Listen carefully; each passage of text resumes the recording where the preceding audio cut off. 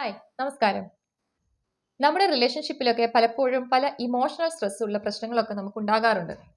പക്ഷേ നമ്മൾ അതിനെ സോൾവ് ചെയ്യുകയും ആ റിലേഷൻഷിപ്പിനെ റീഗെയിൻ ചെയ്യുകയും ചെയ്യും. പക്ഷെ ചില റിലേഷൻഷിപ്പിൽ രണ്ട് വ്യക്തികൾ തമ്മിലുള്ള റിലേഷൻഷിപ്പിൽ ഒരു വ്യക്തി തന്നെ വളരെ മാനസികമായിട്ട് അനുഭവിച്ചു കൊണ്ടിരിക്കേണ്ട അവസ്ഥ ഉണ്ടാവാറുണ്ട്. അതിനാണ് ടോക്സിക് റിലേഷൻഷിപ്പ് എന്ന് പറയുന്നത്.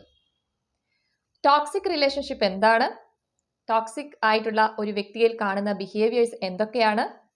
അതിൽ നിന്ന് മുക്തി നേടാൻ നമ്മൾ എന്താണ് ചെയ്യേണ്ടത്? ഇതിനെപ്പറ്റിയാണ് ഈ വീഡിയോ.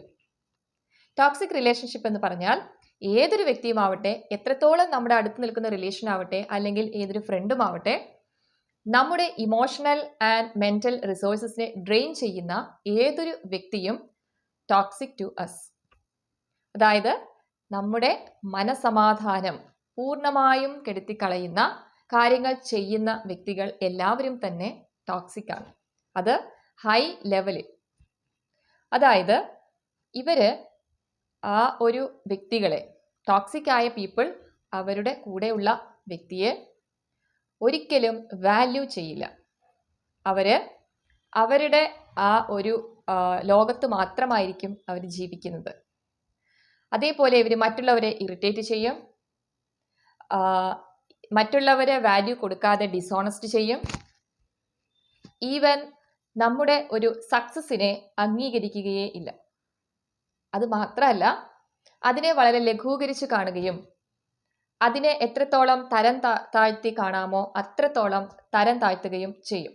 അത് വാക്കിലൂടെയും പ്രവൃത്തിയിലൂടെയും മറ്റുള്ളവരോടൊക്കെ അത് പറഞ്ഞും ഇവര് അതിനെ പ്രകടിപ്പിക്കും.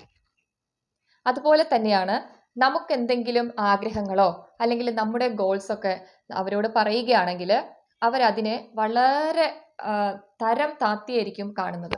അത് വലിയ ഇമ്പോർട്ടൻ്റ് ആയിട്ടേ അവരൊരിക്കലും കാണില്ല. അതുപോലെ അത് നേടിയെടുക്കാൻ നമ്മുടെ കൂടെ നിൽക്കുകയും ഇല്ല.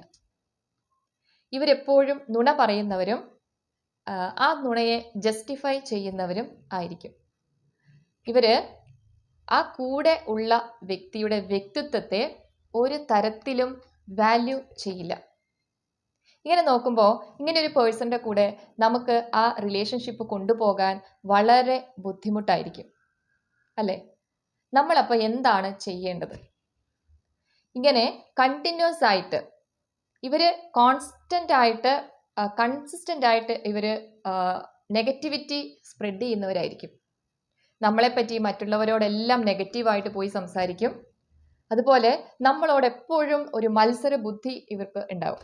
അത് നമ്മളോട് പ്രകടമാക്കില്ല, പക്ഷെ അവര് നമ്മൾ നേടിയെടുക്കാൻ ആഗ്രഹിക്കുന്ന അല്ലെങ്കിൽ നമ്മൾ എന്തെങ്കിലും നേടിയെടുത്തിട്ടുള്ള കാര്യങ്ങളെ ഇവര് വേറൊരു തരത്തിൽ പോയിട്ട് അതിനെ നേടിയെടുത്തിട്ട് നമ്മളോട് വന്ന് പറയും, ഇത് ഞാനും നേടി. അതായത് ഒരു ഹെൽത്തി അല്ലാത്ത ഒരു കോമ്പറ്റേറ്റീവ് ബുദ്ധി, അതാണ് ഇവരിൽ കാണുന്നത്.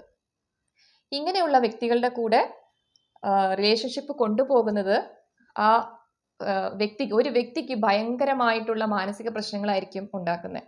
ഒരു തരത്തിലും നമുക്ക് ഒരു പോസിറ്റീവ് കാണാനായിട്ട് പറ്റില്ല. ഏതൊരു റിലേഷൻഷിപ്പ് ആയിക്കോട്ടെ, ഏതൊരു വ്യക്തി ആയിക്കോട്ടെ, ഇങ്ങനെ ഒരു മാനസിക സംഘർഷം കോൺസ്റ്റന്റ് ആയിട്ടുണ്ടാകുമ്പോൾ അത് ഫിസിക്കൽ പ്രശ്നത്തിലേക്കും നയിക്കും. അതുകൊണ്ട് എത്രയും പെട്ടെന്ന് അങ്ങനെയുള്ള റിലേഷൻഷിപ്പിൽ നിന്നും മാറുക എന്നുള്ളതാണ് ഏറ്റവും നല്ല മാർഗം. അവരുമായിട്ട് അധികം അടുക്കാതിരിക്കുക, അല്ലെങ്കിൽ ആ റിലേഷൻഷിപ്പിനെ അതിൽ നിന്നും പുറത്തു വരിക. ഇതാണ് ടോക്സിക് റിലേഷൻഷിപ്പും ഇതിൽ നമുക്ക് ചെയ്യാനുള്ളത്. Thank you.